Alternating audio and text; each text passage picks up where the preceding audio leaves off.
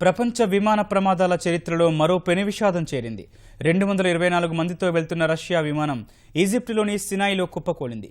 విమానంలో ప్రయాణిస్తున్న వారంతా మరణించారని ప్రాథమిక అంచనాకు వచ్చిన అధికారులు ముమ్మరంగా గాలింపు చర్యలు చేపడుతున్నారు.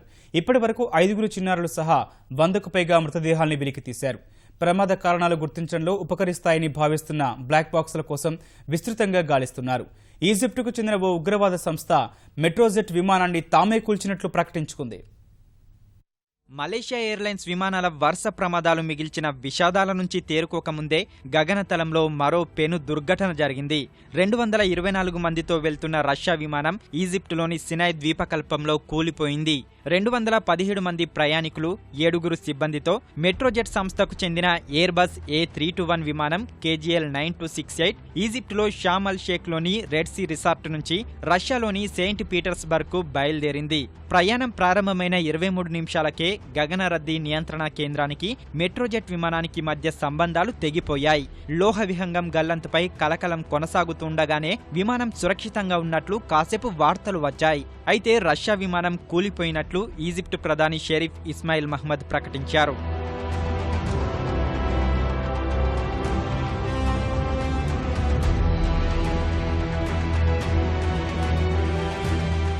ఎయిర్బస్ A321 విమానం సినాయ్లోని పర్వత ప్రాంతంలో కూలినట్లు గుర్తించిన ఈజిప్టు అధికారులు తక్షణమే సహాయక చర్యలు చేపట్టారు.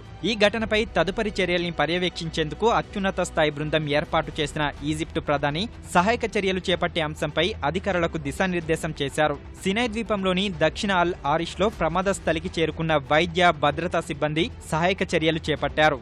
రష్యా విమానం కుప్పకూలడానికి సాంకేతిక సమస్యలే కారణమై ఉండొచ్చని అధికారులు ప్రాథమిక అంచనాకు వచ్చారు. ప్రమాదానికి ముందు 30,000 అడుగుల ఎత్తులో ప్రయాణిస్తున్న విమానంలోని పైలట్ ఈజిప్టులోని గగన రద్దీ నియంత్రణ కేంద్రం అధికారులతో మాట్లాడారు. వైర్లెస్ పరికరాల్లో సమస్య తలెత్తిందని, దగ్గరలోని విమానాశ్రయంలో అత్యవసరంగా దిగేందుకు అనుమతించాల్సిందిగా కోరారు. ఇంతలోనే పెను విషాదం సంభవించింది. ప్రమాదానికి గురైన విమానం ఇంజన్లో సాంకేతిక సమస్యలపై సిబ్బంది ఇటీవల అనేకసార్లు ఫిర్యాదులు చేసినట్లు తెలుస్తోంది.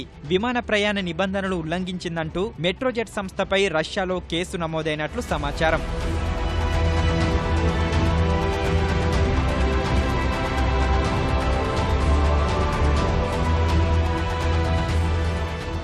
ఎయిర్బస్ A321 విమానం బ్లాక్ బాక్సుల్ని పరిశీలించి ప్రమాద కారణాలు గుర్తించేందుకు అధికారులు ప్రయత్నిస్తున్నారు.